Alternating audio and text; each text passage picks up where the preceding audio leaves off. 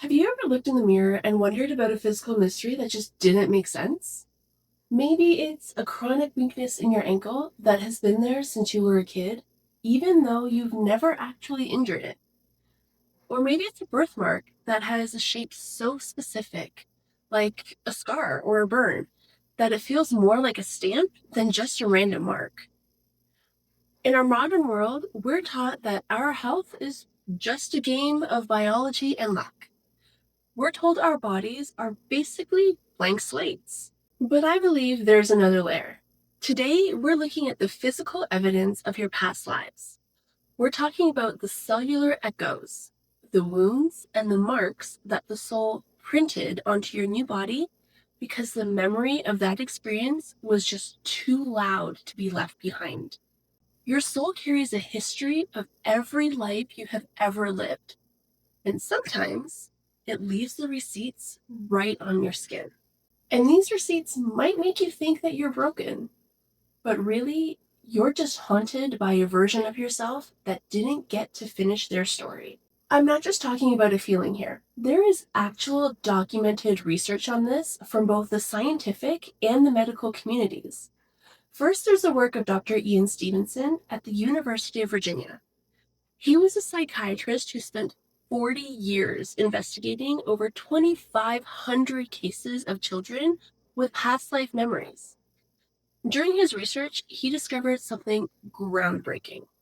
He found hundreds of children born with birthmarks or defects that matched exactly to the wounds of the person they remembered being. He wasn't just taking their word for it. He was tracking down autopsy reports to prove it. And then you have Dr. Brian Weiss, a prominent psychiatrist who found that his patients were being cured of chronic physical ailments, things like phobias and recurring pains, once they found the source of the trauma in a past life. And then the late Sylvia Browne spoke extensively about cell memory. She believed that our DNA isn't just a biological code, it's an energetic record. It's the idea that your cells actually hold the blueprints of every trauma and triumph that your soul has ever moved through. They remember even when you don't. Now, you might be sitting there thinking, Amanda, isn't this just genetics? Isn't it just a coincidence? And if you were thinking that, you're in good company because so did the doctors. But biology can only explain the how of our bodies. It doesn't explain the where and the why. It doesn't explain why a specific mark appears exactly where a trauma occurred centuries ago. What if we aren't just looking at DNA here? What if we're looking at a soul-level blueprint? One of the most compelling examples from Stevenson's files involved a young boy who was born and grew up in a small village in India. He was born with two very distinct marks on his head that had been there since day one. One was a small circular mark on his temple, and the other was a larger, more irregular mark on the opposite side of his head. When he was old enough to talk, he started describing the life of a man who had lived just in a town a few miles away. And when the research team tracked down that man's family and pulled the official autopsy records, it was a perfect match. The man had died from a gunshot wound to the head. The small mark on the boy's temple was the exact location of the entry wound, and the larger mark on the opposite side was the exact location of the exit wound. Now, think about how that works. The soul travels with a vibrational blueprint. If an experience is intense enough, especially at the moment of death, it acts like an energetic brand. It shapes the way the body actually forms in the womb because that cellular memory hasn't been processed yet. What if that birthmark you always ignored isn't just a random cluster of pigment? What if it's a physical bookmark left behind so you wouldn't forget a specific lesson you learned in another lifetime? But it's not just the birthmarks. Sometimes it's pain that activates later in life once you hit a certain age. There's a documented case of a man who reached the age of 23 and was suddenly hit with debilitating neck pain. It was so severe, he couldn't turn his head, he couldn't sleep, he couldn't drive. Eventually, he couldn't even work. He did exactly what you would probably do. He went to the specialists. He saw neurologists. He had every scan available, and he did months of physical therapy, and every single doctor told him the same thing.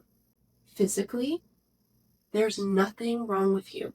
Out of pure desperation, he tried past life regression, and through that work, he discovered he had been executed by the guillotine in a past life at exactly 23 years old. The pain wasn't an injury. It was a cellular memory that triggered the moment he reached the anniversary age of his death. Now, think about your own life. Was there an age that everything shifted physically? A year where a chronic pain suddenly turned on out of nowhere? What if that isn't a coincidence? What if that's an alarm clock your soul set centuries ago, waiting for this exact birthday to remind you of a story that finally needs to be healed?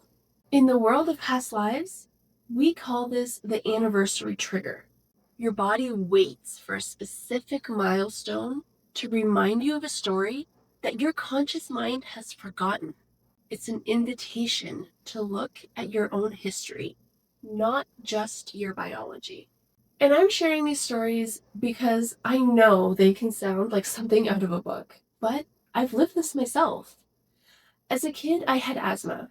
It was nothing too serious, nothing too severe, but I did have an inhaler, and I always had to know exactly where it was, just in case. Growing up, I was always very prone to chest colds and bronchitis.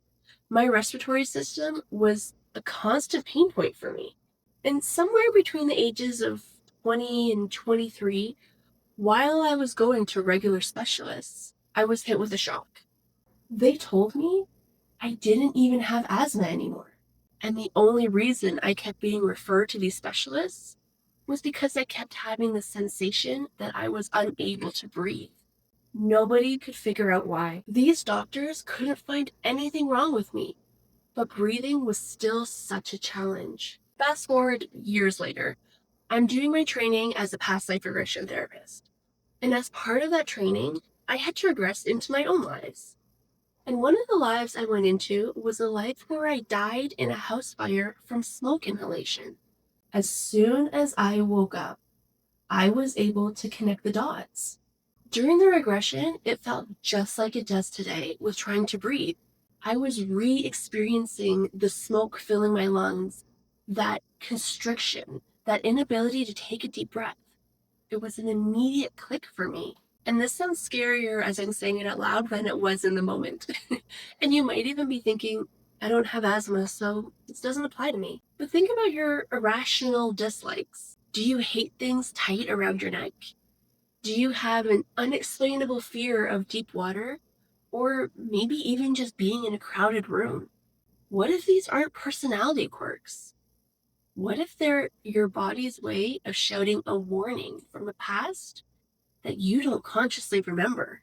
For me, and this might be TMI, but I think most women will understand when I say I find bras to be absolute torture devices. I don't understand how people can wear them all day, every day. And I secretly wish that we could all just throw our bras and light them on fire and never have to think or wear them ever again. But since that's pretty unlikely to happen, I realize that the reason I hate them so much is because of that constricted feeling. No matter what size I wear, it brings me right back to that fire. It puts that weight on my chest and it makes my body start to panic. I have to constantly remind my body, it's 2026. You don't need to panic. Everything is okay. You're just wearing a bra. Now, what we see in these cases, and even what I've experienced personally, is that the most incredible part isn't the trauma, it's the healing. And in almost every case, once the person identifies the source, once they say, this isn't my injury, this is a memory, the intensity shifts. The birthmark might stay, but the symptom, it disappears. Think of this as an unplugging the trauma. By acknowledging that your body is carrying a story from your past, you give it permission to stop living that story in your present. Your body isn't broken. It's just remembering something that it doesn't need to carry anymore. So try looking at your physical mysteries differently this week. If you have a weak spot or a mark that has always felt like more than just a mark, consider that it might be a clue to your soul's history. It's almost like a marker left behind by your planning room self to make sure you didn't forget who you were. In our next video, we're going to dive into the planning room, the place where we go before we're born, the place where we go to talk about why we actually choose these specific challenges and marks when we sign our soul contracts. And I would love to hear from you in the comments. What is the mystery your body has been carrying? Let's start the conversation there. Thanks so much for watching. I'm Amanda, the Intuitive Wife, and I will see you in the next video.